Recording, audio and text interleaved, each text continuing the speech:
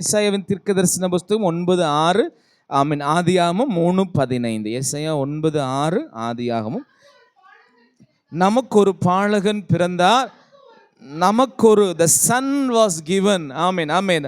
நமக்கு ஒரு குமாரன் கொடுக்கப்பட்டார், கர்த்தத்துவம் அவருடைய தோளின் மேல் இருக்கும், அவருடைய நாமம் அதிசயமான, அவருடைய நாமம் ஆலோசனை கர்த்தர், வல்லமையுள்ள தேவன், நித்திய பிதா, சமாதான பிரபு எனப்படும். அல்லேலூயா. தேவ பிள்ளைகளே, நமக்கு ஒரு பாலகன் பிறந்தார். ஆமென். அதே ஆதியாகமம் 3:15 வாசிக்க கேட்போம். உனக்கும் ஸ்திரீக்கும் உன் வித்துக்கும் அவள் வித்துக்கும் நான் என்ன உண்டாக்குவேன் என்றால் பகை உண்டாக்குவேன், அவர் உன் தலையை நசுக்குவார், நீ அவர் குதிங்காலை நசுக்குவாய் என்றார். இயேசு கிறிஸ்து இந்த உலகத்துக்கு வரப்போகிறார் என்பதற்குண்டான the first promises of God, அல்லது தேவனால் சொல்லப்பட்ட முதல் வார்த்தை. ஆமென். அதுக்கு முன்பாக ஆமென், நம்முடைய வேதாகமத்தில் இயேசு கிறிஸ்துவை வருகை குறித்ததான காரியங்கள் 3 அதிகாரம் 15 வசனத்தில் உண்டு. ஆனால் எபிரேய வேதாகமத்தில் எபிரேய வார்த்தைகளை நாம் டீகோட் பண்ணி பார்க்கும்போது இயேசு கிறிஸ்துவுடைய வருகை எப்பொழுது இருக்கும் என்பதை நாம் எங்கே நாம் பார்க்கலாம் என்று சொன்னால், ஆதியாகமம் 1 அதிகாரம் 1 வசனத்திலேயே முதல் வார்த்தையே எபிரேயத்தில் பெராசித் என்று சொல்வார்கள். பெராசித், ஆதியிலே என்ற வார்த்தையில் நம்ம தமிழ் வேதாகமத்தில் அங்கே எந்த ஒரு வார்த்தையும் நாம் பார்க்க முடியாது. இயேசு கிறிஸ்துவினுடைய வருகை குறித்ததான முதல் வருகை அல்லது பிறப்பை குறித்ததாக, மானிட அவதாரம் எடுப்பதை குறித்ததாக எந்த காரியத்தையும் நாம் பார்க்க முடியாது. ஆனால் இந்த மறைமுகமாய் ஹிடன்னா சொல்லப்பட்டிருக்கிறது. ஆனால் இந்த 3 அதிகாரம் 15 வசனம் வெளிப்படையாக இயேசு கிறிஸ்துவினுடைய இயேசு இந்த உலகத்துக்கு வரப்போகிறார் என்பதை செய்தியை வெளிப்படையாக சொல்லப்பட்டிருக்குது. இந்த 1 அதிகாரத்தில் நான் ஏற்கனவே அதுக்குண்டான காரியத்தை நான் சொல்லியிருக்கிறேன். நம்முடைய தமிழ் வேதாகமத்தில் ஆதியாகமம் 1:1 5 வார்த்தைகள் போடப்பட்டிருக்குது. நம்முடைய தமிழ் வேதாகமத்தில் ஆதியிலே தேவன் வானத்தையும் பூமியும் படைத்தார். There were 5 words in our English Tamil Bible. நம்முடைய தமிழ் பைபிள் 5 வார்த்தைகள் போடப்பட்டிருக்கிறது. ஆங்கிலத்தில் 9 வார்த்தைகள் போடப்பட்டிருக்கிறது.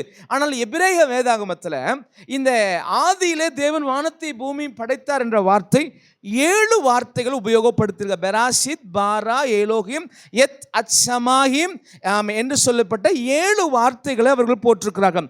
இந்த 7 வார்த்தைகளை நம்ம டீகோட் பண்ணி முதல் வார்த்தையை நாம் பார்க்கும்போது, குமாரன் இந்த உலகத்தில் வெளிப்பட வேண்டும் என்பதை முதல் அதிகாரம் முதல் வசனத்திலே சொல்லப்படுகிறதை நாம் எபிரேய மொழியை நாம் படித்திருந்தோம் என்று சொன்னால், அதை நாம் அறிந்து வைத்திருக்கிறோம் என்று சொன்னால், முதல் வசனத்திலே குமாரன் பலியாக ஒப்பு கொடுக்கப்பட வேண்டும் என்பதை the first word நமக்கு சொல்லுகிற காரியத்தை நம்மால் பார்க்க முடியும். சரி, அது ஒரு பக்கம் இருக்க, இன்னொரு பக்கம் பார்த்தீங்கன்னு சொன்னால் இந்த 7 வார்த்தைகளும் 7000 வருடங்களை குறிக்கிறது. ஒரு வார்த்தை 1000 வருடங்களும் 7 வார்த்தை 7000 ஆண்டுகளை குறிக்கிறதா இருக்குது. நான் வேத பாடத்திலும் சொன்னேன்.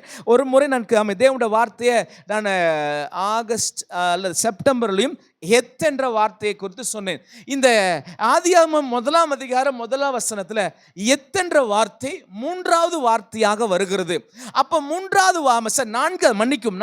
வார்த்தையாக வருகிறது. அப்போ இந்த எத் என்ற வார்த்தை யாரை குறிக்குது என்று சொன்னால், இந்த எத் என்ற வார்த்தையை இதுவரைக்கும் வேதத்தில் 9689 முறை எபிரேய வேதாந்தத்தில் இந்த எத் என்ற வார்த்தையை பயன்படுத்துகிறார்கள். இந்த எத் என்ற வார்த்தைக்கு மொழிபெயர்ப்பே கிடையாது. மற்ற எல்லா வார்த்தைகளுக்கும் வேர்டுகளுக்கும் மொழிபெயர்ப்பு பண்ணியிருக்கிறார்கள். ஆனால் இந்த எத்தனை வார்த்தையை மொழிபெயர்க்கப்பட முடியல. அதனால இந்த எத்து என்ற வார்த்தையை அவர்கள் பிக்டோரியக் லாங்குவேஜ் என்று சொல்லுவார்கள், சித்திர எழுத்துக்கள் என்று சொல்லுவார்கள். சித்திரங்கள் வடிவில் நீங்கள் பார்க்கும்போது இந்த வார்த்தை யாரை குறிக்குது என்று சொன்னால், எத் என்ற வார்த்தை யாரை குறிக்கிறது என்று சொன்னால் இயேசுவை குறிக்கிறது. ஏன் என்று சொன்னால் ஆமென், ஆலஃப் என்றால் ஆமென் தலைவர் என்ற அர்த்தம், டவ் என்றால் சிலுவை என்ற அர்த்தம். ஆலஃப் என்றால் வார்த்தை, ஆமென், டவ் என்றால் சிலுவை. அது இங்கே கொஞ்சம் ஜூம் பண்ணி போடுப்பா. இதுதான் ஆலஃப், இதுதான் டவ். ஆலஃப் என்றால் தலைவர், தலைமை என்ற அர்த்தம். டவ் என்று எதை குறிக்கும் என்று சொன்னால் பிக்டோரிக்கல் லாங்குவேஜில் சிலுவையை அவர்கள் குறிப்பார்கள். அப்பொழுது என்ன சொல்ல, வாட் இஸ் த மீனிங் அப்படின்னு சொன்னால் தலைவர், சிலுவை. நல்லா எல்லாம் சேர்ந்து சொல்லுங்க, தலைவர், சிலுவை. இந்த ரெண்டு வார்த்தை நம்ம பார்க்கும்போது தலைவர், சிலுவை. யாருங்க தலைவர்? நம்முடைய தலைவர் சிலுவையில் மரிக்க வேண்டும் என்பது ஆண்டவர் 1ஆம் அதிகாரம் 1ஆம் வசனத்தில் வச்சுட்டார். ஆமென் சொல்லுங்களேன், அல்லேலூயா. அப்போ 4வது வார்த்தை என்று சொன்னேன். ஆமென், 1 2 3 4 5 6 7 வார்த்தை என்று சொன்னேன். பாருங்க, ஒரு வார்த்தைக்கு 1000 வருடங்கள் என்று சொன்னேன். 1000 1000 1000 3000 வருடம் போயிட்டு இந்த வருஷத்துல 4000ஆம் வருஷத்துல இயேசு கிறிஸ்து உலகத்தில் வெளிப்பட வேண்டும் என்பது தேவனுடைய அனாதி தீர்மானம். அது ஆமென் சொல்லுங்களேன். அதனால தான் வேதம் சொல்லுகிறது, காலம் நிறைவேறின போது ஸ்திரீயின் இடத்துக்கு பிறந்தவர். கலாத்தியரின் புஸ்தகம் ஆமென் 3ஆம் அதிகாரம் 5ஆம் வசனம் நினைக்கிறேன், வாசிங்கள சீக்கிரமா. காலம், the fullness of time has come என்று சொல்லி வேதம் சொல்லுகிறது. காலம் நிறைவேறின பொழுது, வாசிங்க.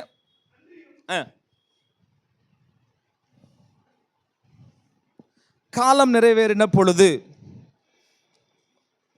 3ஆம் அதிகாரம் 5ஆம் வசனம், 5 3 தெரியல, வசனத்தை சொல்லிருங்க சிஸ்டர். 4ஆம் அதிகாரம் 5 வசனம், மன்னிக்கும் 4ஆம் அதிகாரம் 5ஆம் வசனம், வாசிங்க. காலம் நிறைவேறின போது ஸ்திரீயினிடத்துக்கு பிறந்தவரும் தம்முடைய குமாரனை தேவன் அனுப்பினார். ஆமென் சொல்லுங்களேன், ஒரு ஆமென் சொல்லுங்களேன். 4000 வருடத்தினுடைய முடிவில் இயேசு சிலுவையில் மரிக்கப்பட வேண்டும் என்பதை பிதாவாகிய தேவனுடைய அனாதி தீர்மானமாக இருந்தது. ஆமென் சொல்லுங்களேன். எத்தனை பேர் நோட்டு கூட இருக்கிறீங்க, ஃபாலோ பண்ணுங்க. ஆமென் சொல்லுங்களேன். நமக்கு ஒரு பாலகன் பிறந்தார். இப்போ நான் எதோடு கூட நான் நோட்படுகிறேன் என்று சொன்னால், the son was given.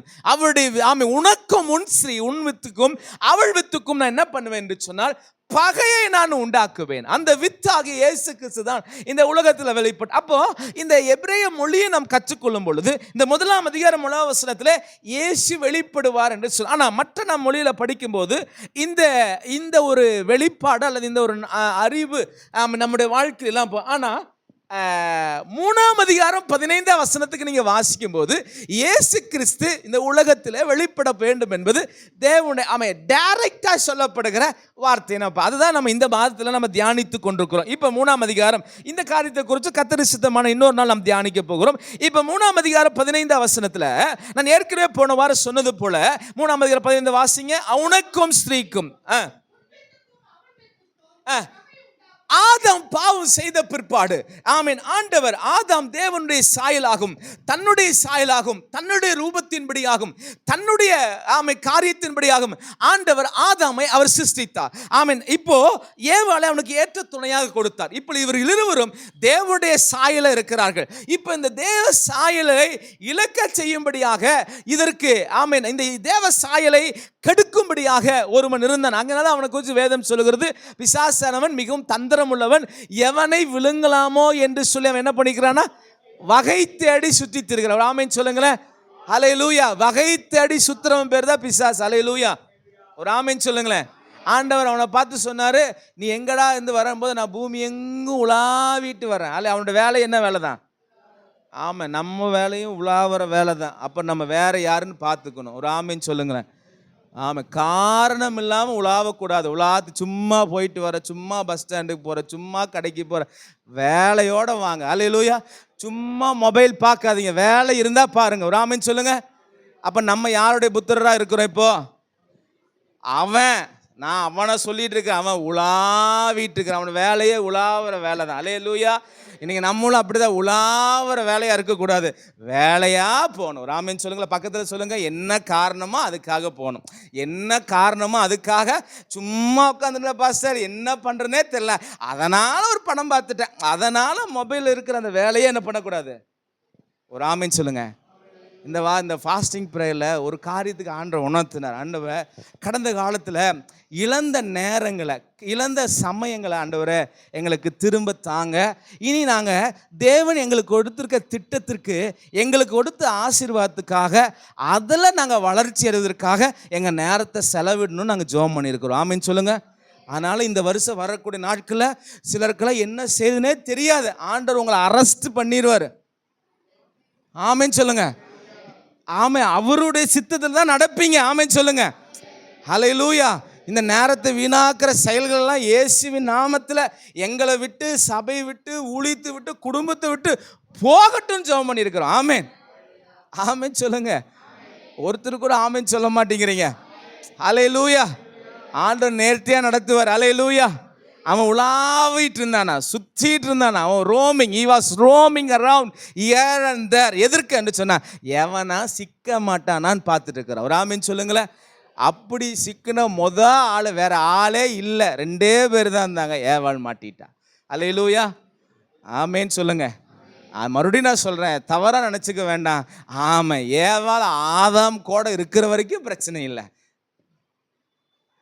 எங்கே ஆதாமை விட்டு போனாங்களோ, பல நாளா தோட்டமெல்லாம் பார்த்துலாவினேன், இந்த பாவப்பழம் அகப்படாமல் பதுங்கி கொண்டதே, இந்த பாவப்பழம் அகப்படாமல் பதுங்கி கொண்டதே. 2 பேரும் போனா, 2 பேரும் சேர்ந்து செயல்பட்டா ஒரு பெரிய வெற்றி அந்த நாள் என்ன பண்ணியிருப்பாங்க. ஆமேனே சொல்ல மாட்டேங்கிறீங்க. ஐயோ, மௌனம் சம்மதத்துக்கு அறிகுறி மாதிரியே பார்க்குறீங்களே. அப்போ செயல்படுறதெல்லாம் இவங்க பாட்டுக்கும் நீங்கள் பாட்டுக்கு செயல்படுற மாதிரியே இருக்குதே. ஒரு ஆமேன்னு சொல்லுங்களேன். ஆமாம், நல்லா புரியும்படியாக சொல்கிறேன். ஏவாள் ஆதாமை விட்டு தோட்டத்தை சுற்றி பார்க்கும்படியாக போனாங்க. ஒரு ஆமேன்னு சொல்லுங்களேன். ஆமேன். போகிற நேரத்தில் யார் இந்த ஆதாம், இந்த ஏவாள் யார்கிட்ட மாட்டிட்டானா? யார்கிட்ட? சாத்தான்ட்ட. அல்லேலூயா. வஞ்சங்கிட்ட மாட்டிட்டான். அவன் விட்ட மாட்டினதுக்கு அப்புறம் தான் தேவனுடைய சாயல். அப்போ ஆதாம் பாவம் செய்தான், சரி, ஏவாள் பாவம் செய்தான். வேதம் சொல்லுகிறது, ரோமர் 3:23. ரோமர் 3:23. எல்லாரும் பாவம் செய்து தேவ மகிமையை அற்றவர்களாகி. ஒரு ஆமென் சொல்லுங்களேன். The one man, one lady, one woman involved and என்ன சொல்லுது, தேவனுடைய வார்த்தைகளை கட்டளையில மீறினபடினால ஆதாமின் மூலமா இப்ப என்ன சொல்லுதுன்னா, இந்த அண்டர்ஸ்டாண்டிங் ஒவ்வொருக்குள்ளாக வரும். எல்லாரும் பாவம் செய்து தேவ மகிமை அற்றவர்களாங்க. ஆதாம் மூலமாக இந்த உலகத்தில் பிறக்கிற எந்த மனுஷனாக இருந்தாலும் அவர்கள் பாவம் செய்து எதை அவர்கள் இழந்து போகிறார் என்று சொன்னால் தேவ மகிமை இழந்து போகிறாங்க. நான் ஏற்கனவே போன வாரம் சொன்னேன். அப்போ பிசாசுடைய தந்திரம் என்னென்று சொன்னால், எந்த ஸ்திரீயை அவன் வஞ்சித்து ஏமாற்றி தன்னுடைய திட்டத்தை எக்ஸிக்யூட் பண்ண வேண்டும், தேவ சாயலை இழக்க வேண்டும் என்று தேவன் நினைத்தாரோ அந்த சாத்தானை பார்த்து ஆண்டவர் சொல்றார், நீ எந்த ஸ்திரீக்கு நீ வஞ்சித்து ஏமாற்றி என்னுடைய சாயலை நீ இழக்க செய்தோ அதே ஸ்திரீயின் வித்தில் இருந்து தான் ஒரு சந்ததி நான் எழும்ப பண்ண போகிறேன். அவர்தான் இயேசு கிறிஸ்து. அல்லேலூயா. அந்த ஸ்திரீ பிசாசே நீ நினைக்கலாம். அதனால இந்த வருஷத்தை எத்தனை பேர் வாக்குத்தத்தத்தை படிச்சீங்கன்னு தெரியல. அஹேர் இன் காட்ஸ் பிளான் என்று போட்டிருந்தோம். ஆமென் சொல்லுங்களேன். இந்த வருஷம் நம்முடைய வாக்குத்தத்த வசனம் என்ன?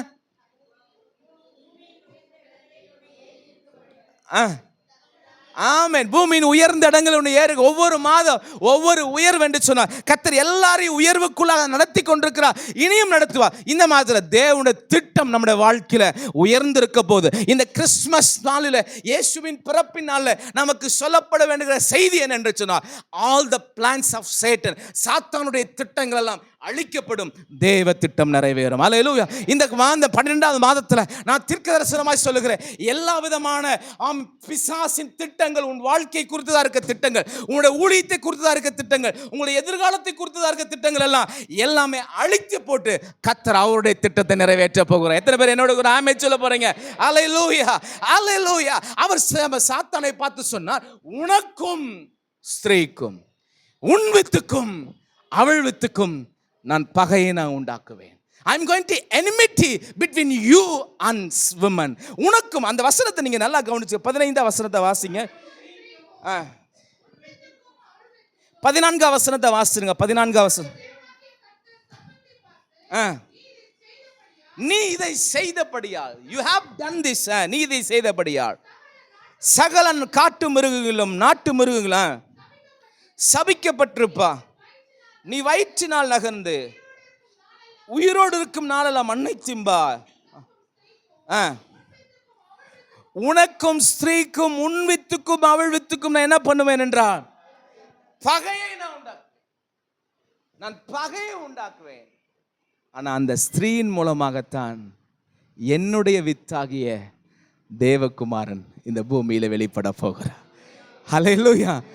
அந்த தேவகுமாரனை வெளிப்பட போவதுடைய தீர்க்க தரிசனத்தை தான் ஏசாயா 9ஆம் அதிகாரம் 6ஆம் வசனம் சொல்லுகிறது. ஏசாயா 7ஆம் அதிகாரம் 14ஆம் வசனத்தை வாசிங்க. ஏசாயா 7ஆம் அதிகாரம் 14ஆம் வசனத்தை வாசிங்க.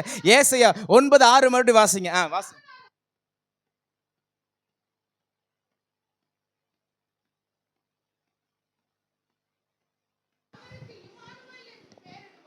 வேதம் சொல்லுகிறது, ஆமென், தேவன் தாமே ஒரு அடையாளத்தை கொடுப்பார். அந்த அடையாளம் எப்படிப்பட்டதா இருக்குது என்று சொன்னா, ஒரு கன்னிகை கற்பவதி ஆகிய. ஹல்லேலூயா, ஹல்லேலூயா.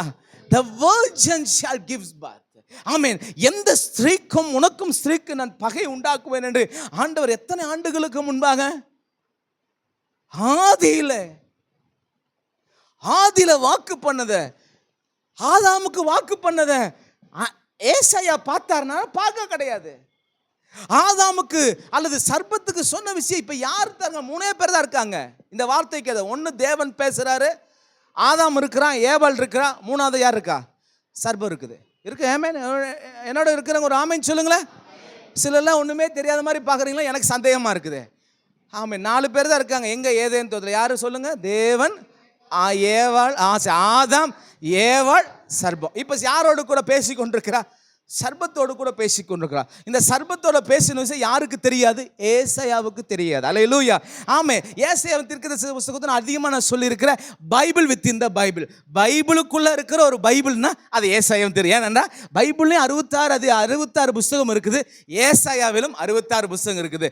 பைபிள்லையும் ஆமே தேவனுடைய படைப்பை குறித்து ஆதியிலிருந்தும் ஆமே முடியும் வரைக்கும், ஆமே இந்த நியாய தீர்ப்பு வரைக்கும், ஆண்டோட வருகை குறித்தும், ஆமே 1000 வருட அரசாட்சிகளை குறித்து சொல்லுவோம். அதே போல ஆமீன் ஏசாயாவின் தீர்க்கதரிசன புத்தகத்தில் ஆதியில மனுஷன் படைக்கப்பட்டதை குறித்தும் இந்த தீர்க்கதரிசனம் சொல்லப்பட்டிருக்குது. அப்போ ஏசாயா ஒரு வெளிப்பாடை பெறுகிறான், ஏசாயா ஒரு நாலேஜை பெறுகிறான். அது என்ன நாலேஜ் என்று சொன்னால், அங்கே ஆதாமுக்கு சொல்லப்பட்ட அந்த வார்த்தை இன்று இவனும் பிரகடனப்படுத்துகிறான். தேவன் தாமே ஒரு அடையாளத்தை கொடுப்பார், ஒரு கன்னிகை கற்பவதியாகி ஒரு குமாரனை பெறுவார். அவருடைய நாமம் என்னவென்று சொன்னால் இம்மானுவேல். ஹல்லேலூயா. இம்மானுவேல் என்பதற்கு வேதம் சொல்லுகிறது, மத்தேயு 1ஆம் அதிகாரம் 23ஆம் வசனம் என்று நினைக்கிறேன், தேவன் நம்மோடு கூட இருக்கிறார் என்ற அர்த்தமா. யாராவது எடுத்து வாசிங்க பார்க்கலாம். 1ஆம் அதிகாரம் எத்தனாம் வசனம் சொல்லிட்டு வாசிக்கணும்?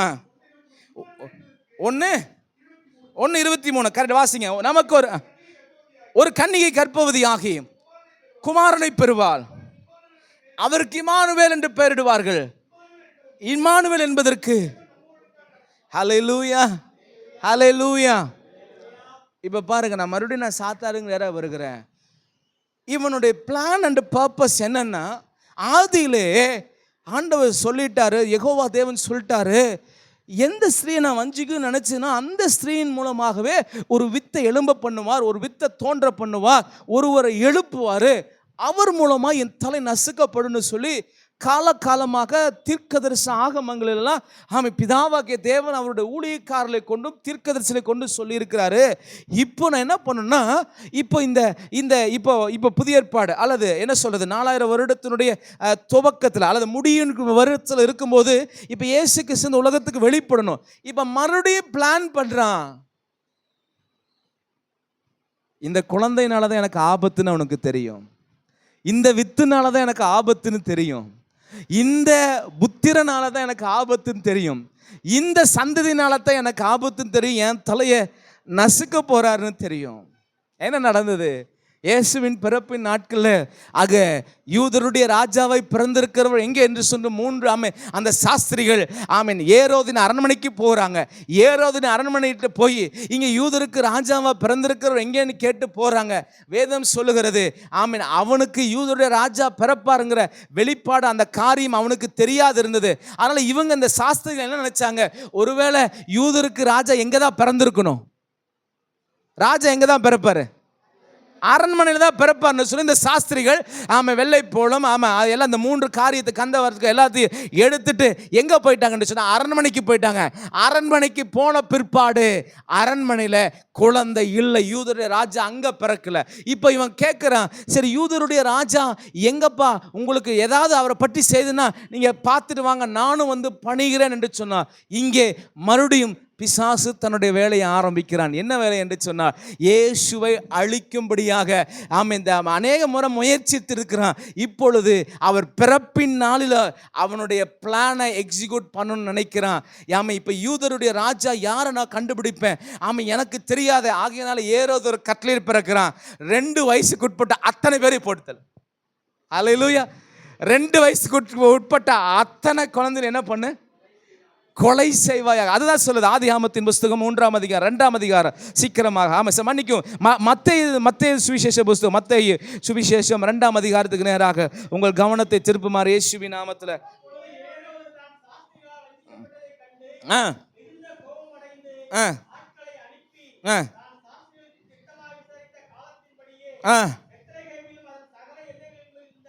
16 வசனம் படிச்சு 2ஆம் அதிகாரம் 16 வசனம் சொல்லுகிறது. 16 வசனம். அப்பொழுது ஏரோது தான் சாஸ்திரிகளால் வஞ்சிக்கப்பட்டதை கண்டு மிகுந்த கோபம் அடைந்து ஆட்களை அனுப்பி தான் சாஸ்திரி இடத்தை திட்டமாய் விசாரித்த காலத்தின்படியே பெத்லகேமிலும் அதன் சகல எல்லைகளும் மிகுந்த 2 வயதுக்குட்பட்ட எல்லா ஆண் குழந்தைகளையும் கொலை செய்தான். அல்லேலூயா, அல்லேலூயா.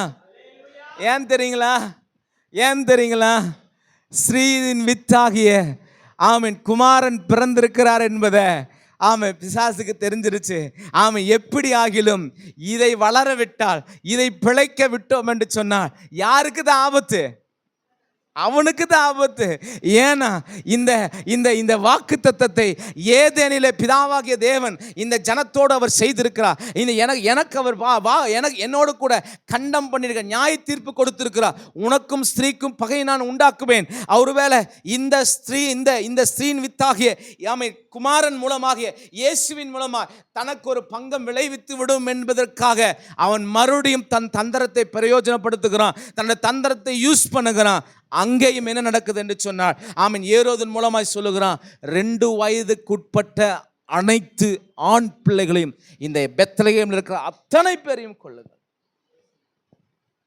ஹல்லேலூயா, ஹல்லேலூயா. யோபுடைய வாழ்க்கை மறுபடியும் நான் யோபு அதே பேச வேண்டியதாக இருக்குது.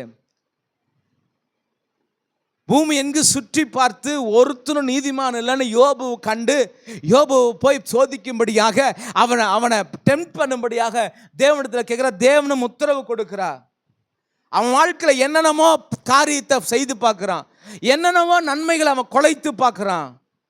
ஜீவனு தவிர அவனுக்கு நீ என்ன ஒன்றுமே செய்யக்கூடாதுன்னு மற்ற எல்லாத்து மேலே ஆண்டவனுக்கு பிசாசுக்கு அதிகாரம் கொடுத்து அனுப்புனார். ஆண்டவர் ஒரு காரியத்தில் யோபுவை குறித்து வைராக்கியமாக இருந்தார். என்னன்னா, நீ அவன்கிட்ட எண்ணத்தை நீ எடுத்துக்கடா, அவன் என்னை விட்டு பின்வாங்கி போக மாட்டான். அல்லேலூயா. நம்மளை பார்த்து ஆண்டவர் சொல்லுவார் அப்படி என்னைக்காவது? அல்லேலூயா. என்னத்தை வேணா என் மகிட்ட எடுத்துரு, அவன் என்னை விட்டு பின்வாங்கி போக மாட்டான்னு. நம்மளை பார்த்து என்னை பார்த்து சொல்லுங்கள், என்னை பார்த்து ஆண்டவர் சொல்லுவாரான்னு கண்ணாடியில் போய் கேளு. என்னை பார்த்து ஆண்டவர் அப்படி சொன்னால் ரொம்ப சந்தோஷம். அல்லேலூயா, அல்லேலூயா. சத்தமே வர மாட்டேங்குது. ஆமென். கர்த்தர் நல்லவர். அல்லேலூயா. பக்கத்தில் பார்த்து கேளுங்க, உங்களை பார்த்து சொல்லுவாரான்னு கேளுங்க. அல்லேலூயா. சொன்னா சந்தோஷம். அல்லேலூயா. சொல்லுனா சொல்ல வைப்போண்டா சொல்லுங்களேன். அல்லேலூயா. இது வரைக்கும் இல்லை ஆண்டவர், இனிமேல் சொல்கிற மாதிரி நாங்கள் நடந்துக்குவோம். அல்லேலூயா. நான் தான் ஆராதனை தெரியல நான் நினச்சிட்டு வரல, ஆவியானவர் நடத்தினா. நம்மளாம் ராஜ்யத்தின் புத்திரர்கள். we are not a children of God. அல்லேலூயா. Yes, of course we are children. நாம் தேவனுடைய பிள்ளைகள். அதில் சந்தேகம் இல்லை. ஆனால் அந்த பிள்ளையாவே இருக்காதுங்க, வளருங்க, வளரும். வளர்ந்து குமாரனோ குமாரத்தியோ மகனோ மகளோ ஆனதுக்கப்புறம் தான் நம்முடைய எல்லா முழு உரிமையும் ஆசீர்வாதத்தை யார்கிட்ட கொடுப்போம்? அல்லேலூயா. ஆமாம். 9 வயசு பிரைலிட்ட போய் வண்டி கொடுக்க முடியுமா நான்? அல்லேலூயா. அவன் 1ஆம் கிளாஸ் படிக்கும்போதே டியூஷனுக்கு போகிறதுக்கு பைக்கு கேட்டான். அப்பா எனக்கு ஒரு எலக்ட்ரிக் ஸ்கூட்டர் வாங்கப்பா, அந்த மேட்டில் என்னால் நடக்க முடியல, டியூஷனுக்கு மாத்திரம் போயிட்டு வந்து நிறுத்திடுற, ஸ்கூலுக்கு நீங்கள் கொண்டு போய் விட்டுருங்கண்ணே. அப்போ நான் வாங்கி, ஓ சரி பையன் கேட்டுட்டான் நான் வாங்கி கொடுக்குமா? இல்லை, அதுக்குன்னு ஒரு காலம் இருக்குது. அல்லேலூயா. அப்போது இன்னைக்கு நம்மளையும் பார்த்து கர்த்தர் சொல்கிறாரு, நீ குழந்தையா இருந்தேன்னா குழந்தை ஆசீர்வாதமே தான் கிடைக்கும். என்ன சிஸ்டர் சொல்லுங்கள்? குழந்தையா இருந்தால் குழந்தைக்குரிய ஆசீர்வாதம் தான் சரலாக கிடைக்கும். அப்போ சொல்லுங்கள் சிஸ்டர், சொல்லுங்கள், வேற எல்லாம் பாப்பா கொடுக்குறீங்க? அப்புறம் அட குழந்தை கொடுக்குற 2-3 உணவு சொல்லுங்கள் சீக்கிரம். என்ன வேடிக்கை பார்க்குறீங்க? எனக்கு மறந்துருச்சு, ஹார்லிக்ஸு. எப்பா அட ராகி கூழ அப்புறம் செர்லாக்கு, அப்புறம் அந்த செர்லாக்கு மாதிரியே 3 ஐட்டம் இருக்குதேம்மா. லாக்டோஜன், அத என்ன? ஹல்லேலூயா. குழந்தையா இருந்தால் குழந்தை ஆசீர்வாதம் தான் கிடைக்கும். லாக்டோஜன்னு, ராகி கூழ், அப்புறம் என்னது, அப்புறம் கம்மங்கூழ் இல்லை, ராகி கூழ், அப்புறம் பால், இதுதான் கிடைக்கும். ஆனால் நான் குமாரனா அண்ணா ஏதோ சொல்ல வராரு, கறி சூப் அல்லேலூயா, எல்லாம் கொடுப்பா, இதுதான் கிடைக்கும். ஆனால் புத்திரன் ஆயிட்டா கறியே கிடைக்கும். என்ன அருண் கை தட்டுறீங்க? குழந்தையா இருந்தால் ஒன்றும் கிடைக்கும். அப்போ இன்னைக்கு எல்லாத்துக்குமே ராஜ்யத்தின் புத்திரருக்கா ஆக விரும்பல. ஏன் இன்னைக்கு ஆசீர்வாதம் வரல? ஆண்டவன் நம்மளை பார்த்து இவன்ட்டு இந்த பொறுப்பை கொடுத்தா நம்பி முடிப்பான்னு என்னைக்கு தெரியுதோ அன்னைக்கு தான் எல்லாத்தையும் கொடுப்பார். ஆமென். வரல? அல்லேலூயா. என் மகன் நம்ம பிள்ளைக்கு இதை எப்போ கொடுக்கணும்னு தெரியும். அவனுக்கு இன்னும் நான் சிலலாம் சொல்லுவான், ஏங்க இப்போ ஒரு இது வாங்கி கொடுத்துட வேண்டியதானா? அவனுக்கு என்ன வயசு தான் வந்திருக்குது, ஆள் தான் வளர்ந்துருக்கு, என்ன வளரல? அல்லேலூயா. ஆமென் சொல்லுங்க. அப்படின்னு நம்ம சொல்லுவோம். அதே போல தான் ஆண்டவர் சொல்லுவார், ஐயோயோ ஆண்டவரே, உண்மையா என் மூலமாக அவன் ரட்சிக்கப்பட்டது உண்மைதான், இவன் ஆளு தான் ரட்சிக்கப்பட்டு 20 வருஷம் தான் ஆச்சு, ஆனால் இன்னும் என்னவா மாறல, புத்திரனா மாறல. அல்லேலூயா. இருக்கிறவங்க ஆமென் சொல்லுங்க. புத்திரனா மாறிட்டோம்னா ராஜ்யத்தின் அனைத்து ஆசீர்வாதங்களையும் கிளைம் பண்ணலாம். நான் தொடர்ந்து நான் பேச போகிறேன் இந்த ராஜ்யத்தின் புத்திரரை. இந்த மாதத்தோட இந்த வாக்குத்தத்தை ஒற்றி பேச போகிறேன். ராஜ்யத்தின் புத்திரர்கள் தான் தகப்பனுடைய இருதயத்தை புரிந்து கொண்டு பிசாசின் கிரியைகளை அழிக்கும்படியாக செயல்படுகிறவர். அல்லேலூயா. யாராவது தகப்பனுக்கு ஒன்று ஆச்சுன்னா எந்த பிள்ளையா பார்த்துட்டு சும்மா இருக்குமா? ஒரு தீங்கு வருவதற்கு முன்பதாகவே தகப்பனுக்காக நிற்கிறார். அப்படின்னா ராஜ்யத்தின் புத்திரர் யாருன்னா எதையும் செய்ய துணிந்தவர்கள் தான் ராஜ்யத்தின் புத்திரர். அல்லேலூயா. ராஜ்யத்தின் பிள்ளைகள் அப்படி கிடையாது. என்னைக்குமே உளமொக்கு சிந்திட்டு அழுதுகிட்டே தான் இருக்கிறோம். ஆமென் சொல்லுங்களேன். எங்களுக்கு அது ஆமாம் யாருக்கு புரிஞ்சதோ இல்லையோ, ஆமாம் ஜெனிட்டாக்கு புரிஞ்சது. ஒரு ஆமென் சொல்லுங்க, ஒரு அல்லேலூயா சொல்லுங்க. அல்லேலூயா.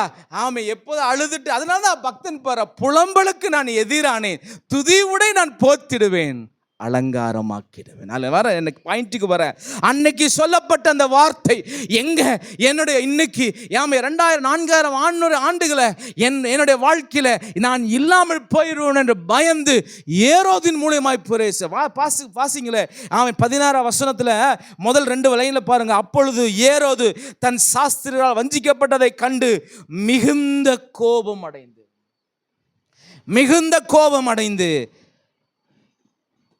பெத்லகேமில் அது சகல எல்லைகளும் இருந்த 2 வயதுக்குட்பட்ட எல்லா ஆண் பிள்ளைகளையும் அவன் கொலை செய்தான். அல்லேலூயா. இவன் நினைச்சான் எல்லா பிள்ளையும் கொலை செய்திடலாம், ஆனால் வாக்குத்தத்தத்தின் பிள்ளைய ஒன்றுமே பண்ண முடியாது. அதை அவருக்கு எடுத்துங்க, நமக்கு எடுத்துங்க. அல்லேலூயா. அல்லேலூயா. வாக்குத்தத்தம். எஸ் ரீகாந்தியா சந்துரலபா. நான் இப்போதான் ஆண்டவர் அந்த வார்த்தையை சொன்னா, யோவான் 1:12 அவருடைய நாமத்தின் மேல் விசுவாசம் உள்ளவர்கள் அவரை ஏற்றுக்கொண்ட எத்தனை பேர்களோ அத்தனை பேர்களும் அவருடைய பிள்ளைகளாகும்படிக்கு அவர் அதிகாரம் கொடுத்தார். 13 வாசிங்களேன். 13 ரொம்ப சுவாரஸ்யமான வார்த்தை. 13 யோவான் 1:13 வாசிங்க. அவர்கள் இரத்தத்தினாலாவது மாம்ச சித்தத்தினாலாவது புருஷனுடைய சித்தத்தினாவது பெறாமல். Yes, we are born of God. Hallelujah. நீங்களும் நானும் யார் என்று சொன்னால் தேவனால் பிறந்தவர்கள். எப்படிங்க தேவனால் பிறந்தவர்கள்? அவருடைய வார்த்தையினால் பிறந்தவர்கள். Hallelujah. வேதத்துல வித்துக்கு இன்னொரு அர்த்தம் உண்டு, தேவனுடைய வார்த்தை. Hallelujah. வித்துக்கு இன்னொரு அர்த்தம் லிட்டரலா எழுத்தின்படி எடுத்துக்கொண்டோம் என்றால் அது குமாரனை குறித்தும் குமாரத்திகளை குறித்து சொல்லப்படுகிறது. ஆனால் வித்துக்கு இன்னொரு அர்த்தம் இருக்குது வேதத்துல, அது தேவனுடைய வார்த்தை. நீங்களும் நானும் எப்படிங்க பிறந்திருக்கிறோம்? எப்படிங்க நம்ம பிறந்திருக்கோம் என்று சொன்னால் தேவனுடைய வார்த்தையினால பிறந்தார்கள். அல்லேலூயா. நம்ம இயேசு மரிச்சதை பார்த்தோமா? இயேசு பிறந்ததை பார்த்தோமா? இயேசு வளர்ந்ததை பார்த்தோமா? அவர் நமக்காக சிலுவையில் அழைத்ததை நம்ம பார்த்தோமா? இல்லை. ஆனால் வார்த்தை ஏற்றுக்கொண்டு அந்த வார்த்தை விசுவாசித்திருக்கிறோம் அல்லவா? அந்த வார்த்தையினால் நம்ம பிறந்திருக்கிறோம். இப்ப சொல்லுங்க, நான் தேவனால் பிறந்தவன். அல்லேலூயா. தேவனுடைய வார்த்தை எனக்குள்ள இருக்கிறது. அல்லேலூயா. அல்லேலூயா. அப்போ வாட் இஸ் த டிஃப்ரெண்ட்? நமக்கும் மற்றவங்களுக்கு என்ன ஒரு வித்தியாசம்னா, அவங்க படுற கஷ்டம் நமக்கு இருக்குது, அவங்க படுற காரியமே நமக்கு இருக்குது, நம்மளை போல அவங்களும் எல்லாமே படுறாங்க. ஆனால் உங்ககிட்டையும் எங்கிட்டையும் அவங்ககிட்ட இல்லாது ஒன்று இருக்கு. அது என்னன்னா தேவனுடைய வார்த்தை. ஒரு ஆமென் சொல்லுங்களேன். எது வேணா இல்லாம இருக்கலாம், சொத்து இல்லாம இருக்கலாம், சுதந்திரம் இல்லாம இருக்கலாம், நன்மை இருக்காம, ஆசீர்வாதம் இருக்கலாம், ஒண்ணு எனக்குள்ள இருக்குது, the word of God. Hallelujah. எத்தனை பேர் மகிழ்ச்சியோடு சொல்றீங்க? Hallelujah. சொல்லுங்க, என்கிட்ட வார்த்தை இருக்குது. Hallelujah. அந்த வார்த்தை மாத்திரம் உங்களுக்குள்ள இருக்கும் என்று சொன்னார். அவன் கீழே வாசிங்களே, அடுத்த வசந்த வாசிங்களே, அந்த வார்த்தை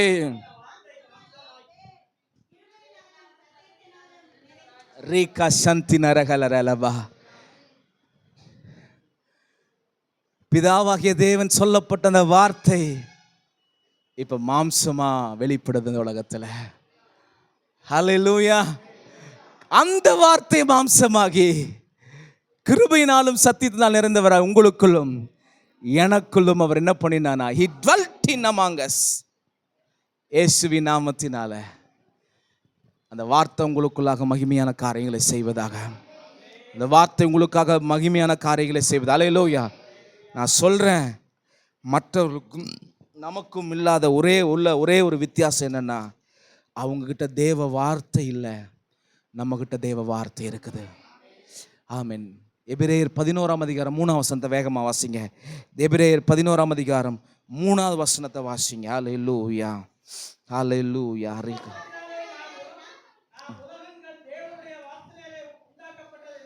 விசுவாசத்தினால் நம் உலகங்கள் தேவனுடைய வார்த்தையினால் உண்டாக்கப்பட்டது என்றும், இவ்விதமாய் காணப்படுகிறவைகள் தோன்றப்படுகிறவைகளால் உண்டாக்கப்படவில்லை என்பதை அறிந்திருக்கிறோம். ஏற்கனவே நான் சொல்லியிருக்கிறேன். ஹல்லேலூயா. ஹல்லேலூயா. எத்தனை பேர் சொல்றீங்க, நாம் காண்கிற இந்த உலகம் தேவனுடைய வார்த்தையினால உருவாக்கப்பட்டது? சத்தம் ஒரு ஆமென் சொல்லுங்களேன். நம்ம சயின்ஸ் சொல்றது போல பிக் பேங் தியரி எல்லாம் கிடையாது. அல்லேலூயா. என்ன சொல்லுவாங்கன்னா பெருவெடிப்பு கொள்கை. பிக் பேங் தியரின்னு என்ன தெரியுங்களா? எத்தனை பேர் படிச்சிங்கன்னு தெரியல. பெருவெடிப்பு கொள்கை, ஏதோ ஒரு கோள் நட்சத்திரம் என்னாச்சு, ஒரு ஒரு ஒரு பக்கம் வெடிச்சு அதுலேருந்து ஒரு துகள் அப்படியே வந்து அதுலேருந்து ஃபார்ம் ஆனதான் என்னது இந்த உலகம். படிச்சிருக்கோமா பிக் பேங் தியரி? அதுதான் இன்னைக்கு உலக அறிவியல் சொல்லுது. பட் ஆஸ் அ கிறிஸ்டியன் நம்ம என்ன சொல்கிறோம் என்று சொன்னால், தேவனுடைய வார்த்தையினால உலகம் உண்டாயிற்று. அவருக்குள்ளாக நானும் எப்படியா உண்டாக்கப்பட்டிருக்கேன் என்று சொன்னால், தேவனுடைய வார்த்தையால் நான் ஜனிப்பிக்கப்பட்டிருக்கிறேன். அல்லேலூயா. நான் ஸ்ரீயின் தாயின் வயிற்றிலிருந்து பிறந்தாலும் நான் தேவனுடைய வார்த்தையினால பிறந்திருக்கிறேன் என்பதை வேதம் எனக்கு இந்த வார்த்தையை சொல்ல முடிக்கிறேன். விசுவாசத்தினாலே நாம் உலகங்கள் தேவனுடைய வார்த்தையினாலே உண்டாக்கப்படும். அப்போ ராஜ்யத்தின் புத்திரர்கள் என்ன செய்வாங்கன்னு சொன்னா, தேவனுடைய வார்த்தையை விசுவாசிப்பாங்க, தேவனுடைய வார்த்தையை நம்புவாங்க, தேவனுடைய வார்த்தை என்ன சொல்லுதோ அதன் பேர்ல தங்களுடைய வாழ்க்கையை கட்டமைப்பாங்க. அந்த வார்த்தையினாலே பிசாசை அவர்கள் எளிதில் வெற்றிக்கொள்வார். அல்லேலூயா. அல்லேலூயா. அவங்களுக்கு எதிராக எத்தனை சதி திட்டங்கள், எத்தனை தீர்மானங்கள் இன்னைக்கு பிசாசு சுற்றிலும் செய்யும்படியாக வஞ்சித்து ரெடியா இருக்கலாம். ஒன்றை மாத்திரம் நினைச்சுங்க, தேவனுடைய வார்த்தை இருக்குது, அது எனக்குள்ளாக நிறைவேற்றும். அல்லேலூயா, அல்லேலூயா. அதுக்கு ஒரே ஒரு மனுஷன் நான் சொல்றேன், யோசேப்பு தேவனுடைய வார்த்தையை பெற்றான். அவனுடைய வார்த்தையை கவிழ்க்கும்படியாக, அவனுடைய வார்த்தைக்கு விரோதமாக செயல்பட்ட எத்தனையோ சூழ்நிலைகளிலும் அவனுடைய வார்த்தை நிறைவேறிச்சு. அவன் ராஜாவாய் மாறின, பிரதமராய் மாறின. என்ன சொன்னா?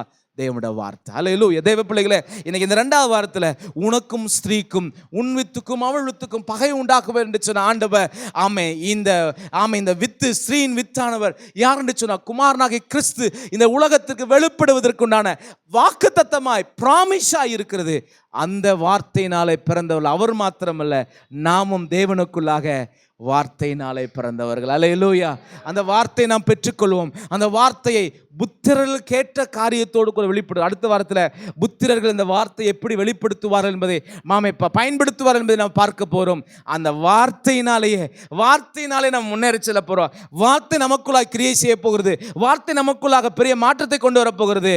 ஒன்றை மாத்திரம் எனக்கு தெரியும், என்ன எனக்கு இல்லாமல் போனாலும் அவருடைய வார்த்தை எனக்கு போகுது. எத்தனை பேர் விசுவாசிங்க? ஆமென். ஏனென்றால் அது இருந்துச்சுன்னா இந்த உலகமே அந்த வார்த்தையில தான் உண்டாச்சு. ஏன் உலகத்தில், அதாவது என்னுடைய வாழ்க்கையில் எதெல்லாம் இல்லையோ இப்போ வார்த்தையினால நான் பேச போகிறேன். சுகம் உண்டாக போகிறது, பலன் உண்டாக போகிறது, ஆசீர்வாதம் உண்டாக போகிறது. அப்போ தேவனுடைய வார்த்தை இந்த முழு உலகத்தையும் கண்ட்ரோல் பண்ணுகிறது. அதே வார்த்தை கொண்டு என் வாழ்க்கையை நான் கண்ட்ரோல் பண்ண போகிறேன். அல்லேலூயா. புரிஞ்சுட்டேங்க? ஒரு ஆமென் சொல்லுங்களேன். தேவனுடைய வார்த்தை முழு உலகத்தையும் கண்ட்ரோல் பண்ணுகிறது, உருவாக்குறது. அந்த வார்த்தை நான் பெற்றுக்கிறேன்.